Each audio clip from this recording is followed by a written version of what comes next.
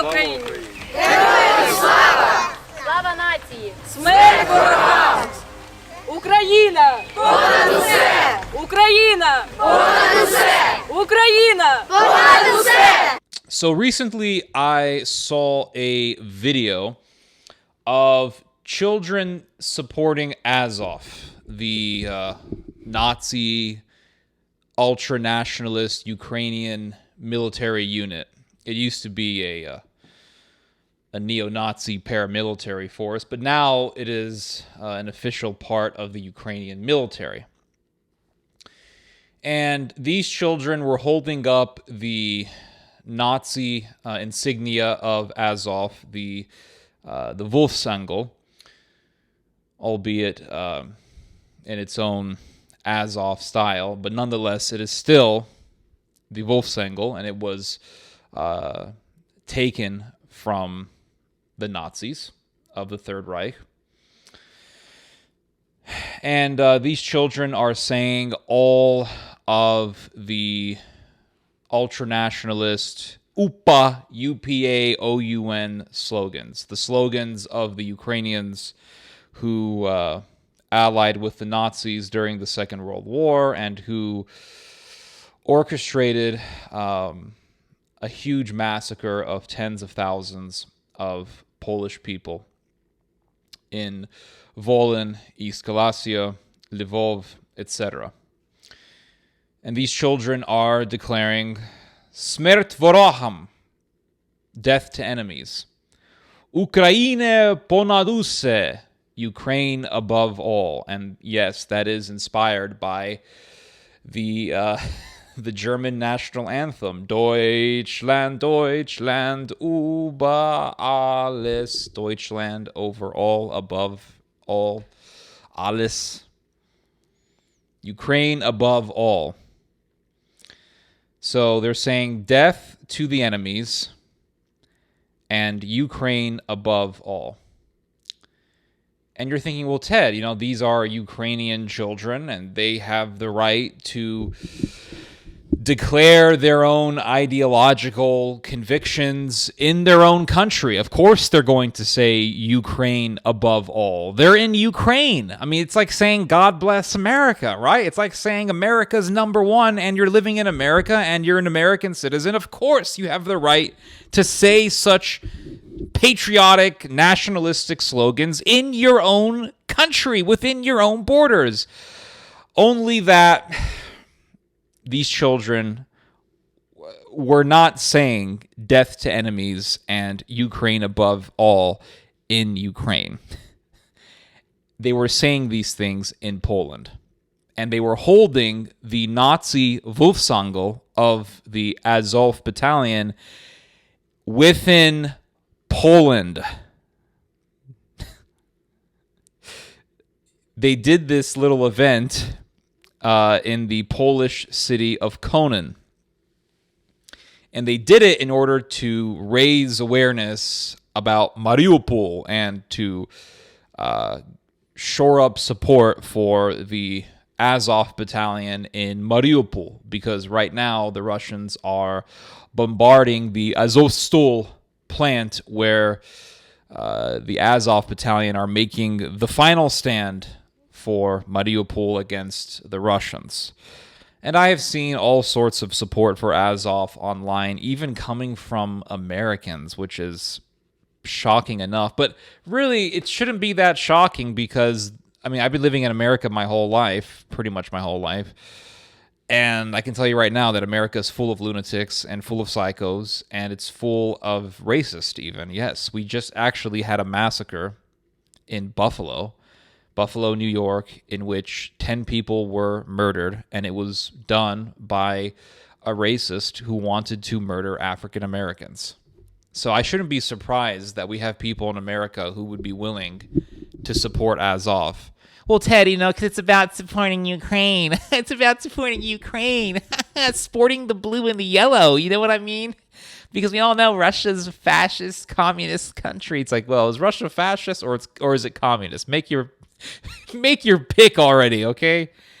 But then when you tell these doofuses, hey, Azov is a Nazi battalion. Hey, they were founded by a guy named Andrei Belitsky, who was inspired by the Nazis, who said that it is the mission of Ukraine to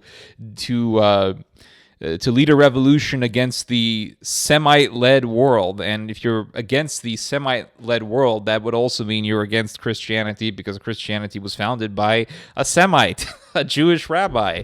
They hate Christianity. Back in, I think it was in 2017, some Azov battalion guys actually erected I think it was an altar or a statue of the pre-Christian Indo-European Slavic god Perun. In fact, in 2014, a bunch of right-wing Ukrainian nationalists who were members of the far-right Ukrainian ultranationalist organization Right Sector, they declared that the Polish city of, and I really can't pronounce this, but I'm going to try, the Polish city of Przemysl belonged to them because at one point it was a part of Ukraine. These far-right lunatics still have this aspiration, and now they're in Poland. They're in Poland. They are within the borders of Poland. Because you can say, well, Ted, these are just children. They're just children. Yeah. Well, these children have parents. Who inspired the children to do this? Who's telling the children to hold up the Wolfsangel? Who's telling the children to scream Smert Voraham? Who's telling the children to scream Ukraine ponad use in Poland? Ukraine ponad use means Ukraine above everything. That includes Poland. That includes Poles. Who's telling these kids to do this? It's their parents. It's other adults. Children just don't wake up in the morning and decide to do this. But you have these doofuses in America and in other Western countries, and they're like, yeah, Azovstal, man. I got to defend the Azovstal. And then when you tell them, hey, they're Nazis, hey, Azov's defending it, they're Nazis, they don't care. But that shouldn't surprise me, because we just had a massacre here in Buffalo, and right-wingers on the internet want to debate whether or not it's a conspiracy. It's a false flag to take away our guns, man. None of this surprises me. None of this surprises me at all. But yet you have Poles who say it's not a big deal. It's not a big deal. Who cares? Who cares that Ukrainian nationalists butchered our people by the tens of thousands in 1943? Who cares? These are, good Ukrainian people. I'm sure there are plenty of good Ukrainians in Poland. I am 100% certain of that. But the problem is, you have Azov in your country. And it's so shocking to see Poles act so indifferent to this. These Ukrainian children are screaming Smert Voraham, death to the enemies of Ukraine. And this was a saying of the Ukrainian nationalist who butchered the Poles. And there was another saying of these Ukrainian nationalists back in the day, and it was Smert Lachem, which literally means death to Poles. Don't be surprised if you start hearing that in your own country. Anyway, I've said enough. You guys just heard some theology. God bless. 1939 roku tam nikt nie słyszał o Ukraińcach. Tam jak mówili, to mówili Rusini. To są Rusini. I jeden sąsiad drugiemu pomagał w różnych pracach gospodarskich, prawda, czy jakichś innych. Zapraszali się na jakieś święta Ukraińcy. Znaczy Rusini w jednym dniu mieli, w innych dniach mieli swoje święta, Boże Narodzenie, Wielkanoc.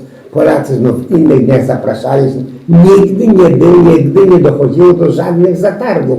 Przecież w szkole i Ukraińcy, i dzieci i ukraińskie, i żydowskie, i rosyjskie, bo były trzy rodziny rosyjskie, bo które uciekły 17 roku z Rosji. I w szkołach się uczyli, wszystko w porządku było. To dopiero się zaczęło w 1942 roku. Tam w większości miasta były zamieszkane przez Polaków, jak dajmy na to Lwów, Stanisław czy Tarnopol, to tam większa liczba była Polaków aniżeli Ukraińców. A były wioski takie, gdzie po połowie było połowy Ukraińców, połowy Polaków było. Były wioski czysto polskie. I w których wioskach, gdzie był jakiś organizator, miał zmysł organizacyjny, organizował samoobronę.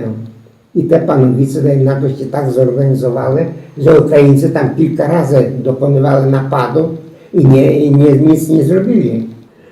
Proszę pana, było takie wspomnienie, że przyjeżdżamy do jednej wioski.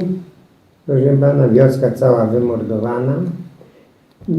Dziecko, niemowlę nasadzone jest na sztachecie.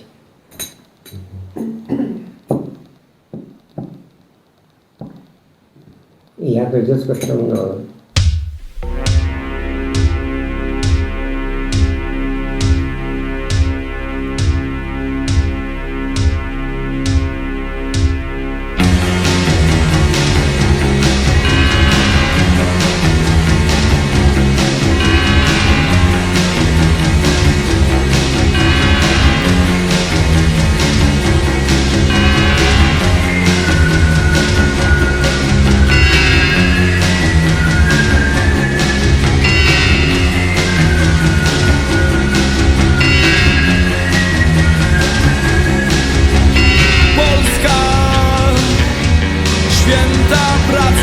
Święta zmarłych, Polska, święta ziemia obiecana, Polska, święty cel uświęca środki, Polska, święci winni i bezbronni.